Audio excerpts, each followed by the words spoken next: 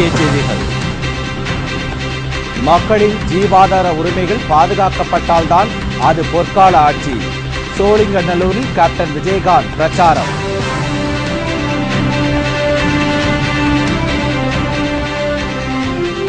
கூடங்குளத்தில் மீண்டும் துவங்கியது உண்ணாவிரத போராட்டம். பிரதமர் பேச்சில் நம்பிக்கை இல்லை என்று போராட்டக்காரர்கள் புகார்.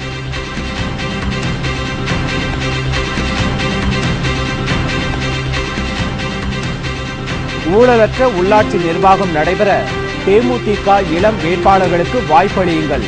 திருமதி பிரேமலதா விஜயகாந்த் வேண்டுகோள்.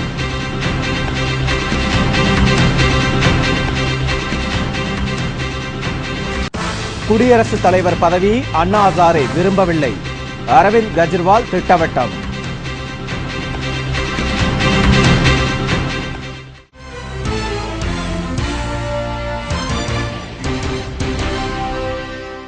வணக்கம்.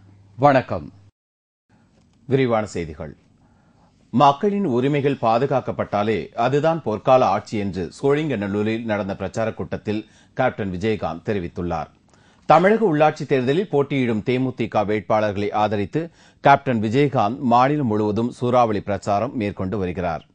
சென்னை அடுத்த சோழிங்கநல்லூரில் பிரச்சாரம் மேற்கொண்ட கேப்டன் விஜயகாந்த் மக்களின் ஜீவாதார உரிமைகள் பாதுகாக்கப்பட்டாலே அதுதான் பொற்கால ஆட்சி என்று தெரிவித்தார். மக்கள் நிம்மதியாக அவங்க பிரச்சனையை அவங்களுடைய ஜீவாதார உரிமைகள் அப்படியே பாதுகாக்கப்படணும். அப்பதான் அது பொற்கால ஆட்சி. நான் என்ன கேட்கிறேன், பொற்கால ஆட்சி நான் மக்களுக்கு முதல்ல வேலை கொடுங்க, இளைஞர்களுக்கு வேலை கொடுங்கள் தான் கேட்கிறேன். வேலை இருந்தால் மக்கள் குடியிருக்கும் பகுதிகளை சுற்றிலும் குப்பைகள் கொட்டப்படுவதால் சுகாதாரக்கேடு ஏற்படுகிறது என்றும் அதற்கு தீர்வு காணும் முயற்சியில் இதுவரை எந்தவொரு அரசியல் கட்சியும் முயற்சி எடுக்கவில்லை என்று குற்றம் சாட்டினார். யார் அதிகம் லஞ்சம் வாங்குகிறார்களோ அந்த ஆணிவேரை அசைத்து எடுக்க வேண்டும் என்று பொதுமக்களை வலியுறுத்திய கேப்டன் 5 ஆண்டுகளுக்கு ஒருமுறை மாறி மாறி ஆட்சியில் அமர்பவர்களுக்கு நடுத்தர மற்றும் ஏழை மக்கள் கண்ணுக்கு தெரியவில்லை என்றும் லஞ்சம் கொடுப்பவர்களே தெரிவதாக குற்றம் சாட்டினார். இந்த நாடு குட்டிச்சவராக போயிருக்கு மக்களே. ஊழல் ஊழல் ஊழல். யாரு லஞ்சம் அதிகமாக வாங்குற அந்த ஆணி வேலை அசைச்சு எடுக்கணும். அந்த ஆணிவர் யாருங்கிறது உங்களுக்கு தெரியும், அதிகாரி தெரியும், மக்கள் தெரியும். ஆனா நீங்க சில குடும்ப சூழலை மாத்திரம் சொல்ல முடியாது. அந்த சொல்ல முடியாததை நீங்க சொல்லுவதான் தேர்தல்.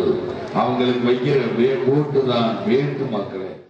மத்திய மாநில அரசு வழங்கும் நிதி உதவி மற்றும் மக்களில் பெறப்படும் வரி பணம் இருந்தும் மக்களின் வாழ்வாதாரத்தை முன்னேற்ற திமுக அதிமுக அரசுகள் எந்த நடவடிக்கையும் எடுக்காத நிலையில் இந்த உள்ளாட்சி தேர்தலில் தேமுதிக வேட்பாளர்களுக்கு மக்கள் வாய்ப்பளிக்க வேண்டும் என்று கேட்டுக் கொண்டார். நிறைய மத்திய அரசு நிதி இருக்கு, மாநில அரசு நிதி இருக்கு. அது போக 200 கடைகள் இருக்கு. கடைகளுக்கு போற வரி, அந்த வரியை வச்சுட்டு அருமையாக உங்க ஊரை நீங்க சுத்தம் பண்ணலாம். மக்கள் எப்படி நான் சொல்றேன், எப்படி வீடை கூட்டி சுத்தம் பண்ற மாதிரிதான் உங்க சோழிங்கநல்லூர்ல அந்தந்த கவுன்சிலர் வச்சு அந்தந்த வார்டு அந்தந்த தெருவை நீங்க சுத்தம் பண்ணலாம். மக்களை என்னுடைய கட்சி தொண்டர்களுக்கு நீங்கள் ஒரு வாய்ப்பு கொடுக்க வேண்டும் நான் உங்களை எல்லாம் கேட்கிறேன். கேப்டன் விஜயகாந்தின் வருகையொட்டி பல்லாயிரக்கணக்கான மக்கள் ஒன்று கூடி அவருக்கு ஆரவார வரவேற்பு அளித்தனர். கூடங்குளம் அணுமின் நிலையத்தை மூட வலியுறுத்தி இடிந்தகரையில் நேற்று முதல் 3 நாள் தொடர் உண்ணாவிரத போராட்டம் தொடங்கியது. இதில் ஆயிரக்கணக்கான மக்கள் கலந்து கொண்டனர். நெல்லை மாவட்டம் கூடங்குளத்தில் இந்திய ரஷ்ய கூட்டு தயாரிப்பில் உருவாகி வரும் அணுமின் நிலையத்தை மூட வலியுறுத்தி அந்த பகுதி மக்கள் கடந்த மாதம் தொடர் உண்ணாவிரதத்தில் ஈடுபட்டனர். இதனை கண்டித்து மக்கள் அச்சத்தை போக்கும் வரை கூடங்குளம் அணுமின் நிலைய பணிகளை நிறுத்தி வைக்க வேண்டும் என்று தமிழக அமைச்சரவையில் தீர்மானம் நிறைவேற்றப்பட்டதை அடுத்து போராட்டம் தற்காலிகமாக கைவிடப்பட்டது. இதையடுத்து போராட்டக் குழுவினர் பிரதமர் மன்மோகன் சிங்கை நேரில் சந்தித்து அணுமின் நிலைய செயல்பாட்டை நிறுத்தி வைக்குமாறு கோரி மனு ஒன்றை அளித்தனர். அப்போது கூடங்குளம் அணுமின் நிலையம் தொடர்பாக அப்பகுதி மக்களின் அச்சத்தை போக்க உயர்மட்ட குழு அமைக்கப்படும் என்று பிரதமர் உறுதியளித்தார். அதே நேரத்தில் தமிழக அரசுக்கு எழுதிய கடிதத்தில் கூடங்குளம் அணுமின் நிலைய திட்டத்தை செயல்படுத்த தமிழக அரசு ஒத்துழைப்பு தர வேண்டும் என்று பிரதமர் மன்மோகன் சிங் கேட்டிருந்தார். பிரதமரின் இந்த செயல் தங்களுக்கு பலத்த அதிர்ச்சியையும் ஏமாற்றத்தையும் அளித்துள்ளதாக தெரிவித்த போராட்டக் குழுவினர் பிரதமருடன் நடத்திய பேச்சுவார்த்தை திருப்தி அளிக்கவில்லை என்றும் தெரிவித்தனர். இதையடுத்து இந்த அணுமின் திட்டத்தை நிறுத்தி வைக்க முயற்சி எடுக்காத மத்திய அரசை கண்டித்து நேற்று இடிந்தகரையில் மீண்டும் உண்ணாவிரத போராட்டம் தொடங்கியது.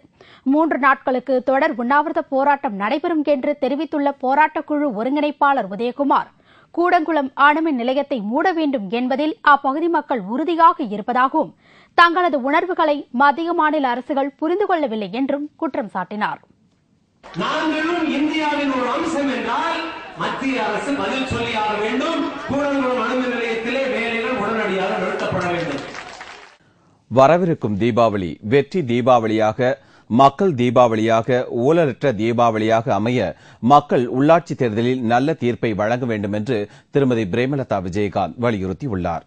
உள்ளாட்சி தேர்தலில் போட்டியிடும் தேமுதிக மற்றும் மார்க்சிஸ்ட் கம்யூனிஸ்ட் கட்சி வேட்பாளர்களுக்கு ஆதரவாக திருமதி பிரேமலதா விஜயகாந்த் தீவிர பிரச்சாரம் மேற்கொண்டு வருகிறார்.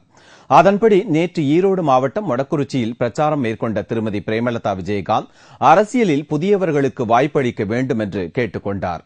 ஊழலை ஒழிப்பேன் என்று முதல் குரல் கொடுத்த கேப்டன் விஜயகாந்தால் தான் ஊழலற்ற நிர்வாகத்தை வழங்க முடியும் என்றும், எனவே தேமுதிகவின் இளம் வேட்பாளர்களுக்கு மக்கள் ஆதரவு அளிக்க வேண்டும் என்றும் கேட்டுக் கொண்டார். லஞ்சம் ஊழலை ஒழிப்போம் என்று சொன்ன ஒரே தலைவர் தமிழ்நாட்டில் நமது கேப்டன் தானே ஒழிய வேற யாருமே அந்த வார்த்தையை சொல்லல. கேப்டன் சொல்லும் போது எல்லாம் ஏளனம் பேசினாங்க. லஞ்சம் ஊழலை ஒழிக்க முடியுமா என்று கேட்டார்கள். ஆனா இன்னைக்கு என்ன நடந்துகிட்டு இருக்கு? இந்தியா முழுக்க அண்ணா ஹசாரே என்பவர் மூலமாக லஞ்சம் ஊழலை ஒழிக்கணும்ன்ற ஒரே குரல் தான் இன்னைக்கு ஓங்கி ஒலித்துக் கொண்டிருக்கு. இன்னைக்கு கூட சொன்னாங்க, வரப்போகும் நாடாளுமன்ற கூட்டத்தொடரில் லோக்பால் மசோதா பாஸ் செய்யப்பட்டு லஞ்சம் ஊழலை ஒழிப்பதற்கான சட்டத்தை நிறைவேற்றப்படும் என்று இன்னைக்கு பாராளுமன்றத்தில் சொல்லி இருக்காங்க. இங்க கேப்டன் பிள்ளையார் சொல்லி போட்டு ஆரம்பித்து வைக்கப்பட்டது இன்னைக்கு இந்தியா முழுக்க பரவி அத்தனை மக்களும் இன்னைக்கு லஞ்சம் ஊழலை ஒழிக்க வேண்டும் என்ற எண்ணத்தில் இன்னைக்கு எல்லா மக்களுமே அதை யோசிக்க ஆரம்பிச்சுட்டாங்க. உள்ளாட்சியில் ஊழலற்ற நல்லாட்சி மலர மக்கள் சிந்தித்து வாக்களிக்க வேண்டும் என்றும், வரவிருக்கும் தீபாவளி மக்கள் தீபாவளியாக, ஊழலற்ற தீபாவளியாக, வெற்றி தீபாவளியாக அமைய மக்கள் நல்ல தீர்ப்பை வழங்க வேண்டும் என்றும் கேட்டுக் கொண்டார். இந்த உள்ளாட்சியின் மூலம் மாபெரும் ஒரு அரசியல் மாற்றத்தை நாம் கொண்டு வர உங்களுடைய ஓட்டுகளை சரியான முறையில் பயன்படுத்தி லஞ்சம் ஊழல் இல்லாத உள்ளாட்சியை நாம கொண்டு வந்து வரப்போகும் தீபாவளி மாபெரும் வெற்றி தீபாவளியாக, ஊழல் இல்லா தீபாவளியாக, மக்களின் தீபாவளியாக மலர மக்களாகிய நீங்கள் நல்ல தீர்ப்பை இந்த தேர்தலில் தரணும் என்று உங்க எல்லோரையுமே பார்த்து கேட்டுக்கொள்கிறேன். மக்களே, திமுக அதிமுகவை போல் அல்லாமல் சுயமாக கட்சியை ஆரம்பித்து மக்கள் தொண்டாற்றி வரும் கேப்டன் விஜயகாந்துக்கு மக்கள் ஆதரவளிக்க வேண்டும் என்று கேட்டுக்கொண்ட திருமதி பிரேமலதா விஜயகாந்த், ஐயாவுக்கும் அம்மாவுக்கும் வாக்களித்து மக்கள் ஏமாந்தது போதும் என்றும், ஒருமுறை அண்ணன் கேப்டனுக்கு வாய்ப்பு அளியுங்கள் என்றும் அன்புடன் வேண்டுகோள் விடுத்தார். கேப்டன் அவர்கள் இன்னைக்கு தேசிய முற்போக்கு திராவிட கழகம் என்ற கட்சியை இன்னைக்கு சுயமாக தானாக வந்து ஆரம்பித்த கட்சி தான் இன்னைக்கு தேசிய முற்போக்கு திராவிட கழகம். இன்னைக்கு திமுகவை எடுத்துக்கங்க, அனைத்து இந்திய அண்ணா திராவிட கழகத்தை எடுத்துக்கங்க. அதுக்கு வரலாறை பார்த்தால் பேரறிஞர் அண்ணா ஆரம்பித்த கட்சியில் இன்னைக்கு கலைஞர் அவர்கள் இருக்காங்க. புரட்சி தலைவர் எம்ஜிஆர் ஆரம்பிச்ச கட்சியில் ஜெயலலிதா அவர்கள் இருக்காங்க. ஆனா கேப்டன் அவர்களே சுயமாக ஆரம்பித்து இன்னைக்கு மக்கள் பணி ஆற்ற தைரியமாக இன்னைக்கு தேர்தல் களத்துல கேப்டன் அவர்கள் யாருடைய தயவும் இல்லாமல் மக்களோட மட்டுமே இன்னைக்கு கூட்டணி வைத்து சிறந்த முறையில மக்கள் பணி ஆற்ற இன்னைக்கு வந்திருக்காங்க. ஐயாக்கும் ஓட்டு போட்டாச்சு, அம்மாக்கும் ஓட்டு போட்டாச்சு. உங்க அண்ணனுக்கு ஒரு வாய்ப்பை கொடுங்கள் மக்களே. உங்கள் அண்ணனுக்கு, உங்கள் கேப்டனுக்கு, உங்கள் கருப்பு எம்ஜிஆர் புரட்சி கலைஞர் அவர்களுக்கு ஒரு வாய்ப்பை கொடுங்கள். திருமதி பிரேமலதா விஜயகாந்தின் வருகையை முன்னிட்டு மொடக்குறிச்சியில் ஏராளமானோர் திரண்டு நின்று வரவேற்பு அளித்தனர். குடியரசுத் தலைவராக ஆவதற்கு அண்ணா ஹசாரே விருப்பம் தெரிவிக்கவில்லை என்று சமூக ஆர்வலர் அரவிந்த் கெஜ்ரிவால் தெரிவித்துள்ளார்.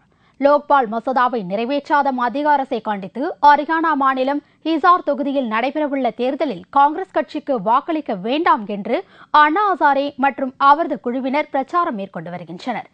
இந்நிலையில் அடுத்த ஆண்டு நடைபெறவுள்ள குடியரசுத் தலைவர் தேர்தலில் அண்ணா ஹசாரேவை முன்னிறுத்த பாஜக திட்டமிட்டு வருவதாக காங்கிரஸ் கட்சியின் பொதுச் செயலாளர் திக் விஜய் சிங் குற்றம் சாட்டியிருந்தார்.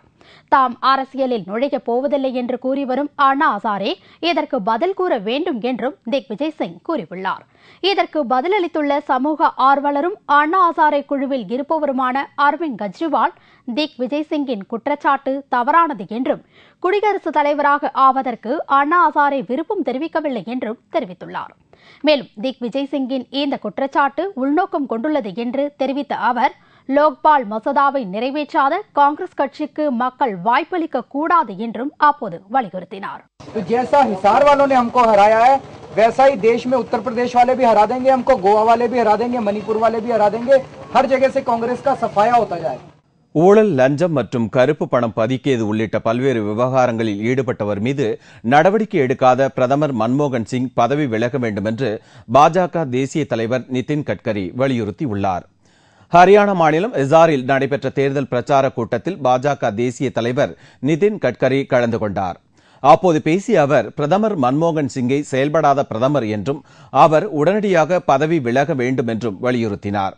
பணவீக்கம் மற்றும் லஞ்ச ஊழலை கட்டுப்படுத்த முடியாத காங்கிரஸ் அரசு மக்களிடம் செல்வாக்கை இழந்துவிட்டதாக பாஜக எதிர்க்கட்சித் தலைவர் சுஷ்மா சுவராஜ் கூறியதை மேற்கோள் காட்டி பேசிய நிதின் கட்காரி பல்லாயிரம் கோடி ரூபாய் ஊழலை தடுக்க தவறியவர் பிரதமர் மன்மோகன் சிங் என்று அப்போது குற்றம் சாட்டினார். हमारे प्रधानमंत्री को कुछ भी पूछो कि घोटाला क्यों हुआ, मुझे मालूम नहीं. देवास में क्या हुआ, मुझे पता नहीं.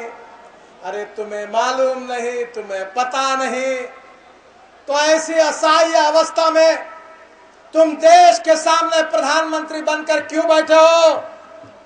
अगर देश के भ्रष्टाचार को रोक नहीं सकते और महंगाई को रोक नहीं सकते तो डॉक्टर मनमोहन सिंह जी आपको पद पर रहने का कोई अधिकार नहीं. इस देश से अपने पद से इस्तीफा दो और मुक्ति पाओ. அண்மையில் இசார் வந்த சமூக சேவகர் அண்ணா ஹசாரே காங்கிரஸ் கட்சிக்கு மக்கள் வாக்களிக்க வேண்டாம் என்று பிரச்சாரம் செய்தது குறிப்பிடத்தக்கது. 10ஆம் வகுப்பு தேர்வில் ஆள்மாறாட்டம் செய்து தேர்வெழுதியதாக புகார் கூறப்பட்டுள்ள புதுச்சேரி கல்வி அமைச்சர் கல்யாண சுந்தரத்திற்கு போலீசார் சம்மன் அனுப்பியதை அடுத்து அவர் எந்த நேரத்திலும் கைது செய்யப்படலாம் என்று எதிர்பார்க்கப்படுகிறது. புதுச்சேரி அரசில் தற்போது கல்வி அமைச்சராக இருக்கும் கல்யாண சுந்தரம் 10ஆம் வகுப்பு மறுதேர்வில் ஆள்மாறாட்டம் செய்ததாக திண்டிவனம் காவல் நிலையத்தில் கல்வித்துறை அதிகாரி புகார் அளித்திருந்தார். கடந்த மாதம் 29, 30 ஆகிய தேதியில் நடைபெற்ற அறிவியல் மற்றும் சமூக அறிவியல் பாடத் தேர்வுகளில் தனக்கு பதிலாக வேறு ஒருவரை தேர்வு எழுத நியமித்ததாக கல்யாண சுந்தரம் மீது 8 பிரிவுகளின் கீழ் குற்றப்பிரிவு போலீசார் வழக்கு பதிவு செய்து விசாரணை நடத்தினர். இந்த விசாரணையில் கல்யாண சுந்தரம் ஆள்மாறாட்டம் செய்தது நிரூபணமானது. இதைத் தொடர்ந்து விழுப்புரம் மாவட்ட குற்றப்பிரிவு போலீசார் புதுச்சேரியில் விசாரணை நடத்தி வருகின்றனர். இந்த வழக்கில் மேலும் பல ஆவணங்கள் தேவைப்படுவதால் அவற்றை சேகரிக்கும் முயற்சியில் காவல்துறையினர் ஈடுபட்டு வருகின்றனர். இதற்கிடையே 10ஆம் வகுப்பு தேர்வில் நடந்ததாக கூறப்படும் ஆள் மாறாட்டத்திற்கு உடந்தையாக இருந்த அதிகாரிகள் மீதும் வழக்கு பதிவு செய்யப்பட்டுள்ளது. இதைத் தொடர்ந்து கல்யாண சுந்தரம் உள்ளிட்ட 3 பேர் எந்த நேரத்திலும் கைது செய்யப்படலாம் என்று தெரிகிறது. மரண தண்டனை விதிக்கப்பட்டுள்ள தீவிரவாதி அஜ்மல் கசாப்பின் மேல் முறையீட்டு மனு மீது உச்சநீதிமன்றத்தில் இன்று விசாரணை நடைபெறவுள்ளது. கடந்த 2008ஆம் வருடம் மும்பையில் நடந்த தீவிரவாதிகளின் தாக்குதலில் சுமார் 168 பேர் உயிரிழந்தனர்.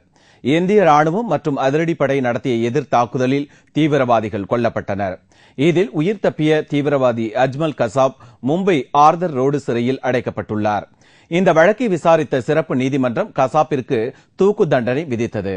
இதனை எதிர்த்து கசாப் உச்சநீதிமன்றத்தில் தாக்கல் செய்திருந்த மேல் முறையீட்டு மனு மீதான விசாரணை இன்று நடைபெறுகிறது. இந்த விசாரணையின் முடிவில் கசாப்பிற்கு விதிக்கப்பட்ட தண்டனை உறுதி செய்யப்படும் என எதிர்பார்க்கப்படுகிறது. இதையடுத்து உச்சநீதிமன்றத்தில் தீவிர பாதுகாப்பு ஏற்பாடுகள் ஏற்படுத்தப்பட்டுள்ளது.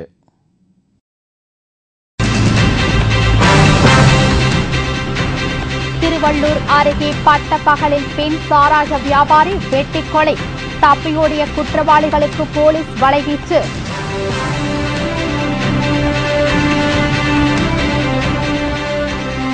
சேலம் அருகே அரிய வகை மரங்களை கடத்திய லாரி டிரைவர் கைது, தலைமறைவான கடத்தல்காரர்களை தேடும் பணி தீவிரம்.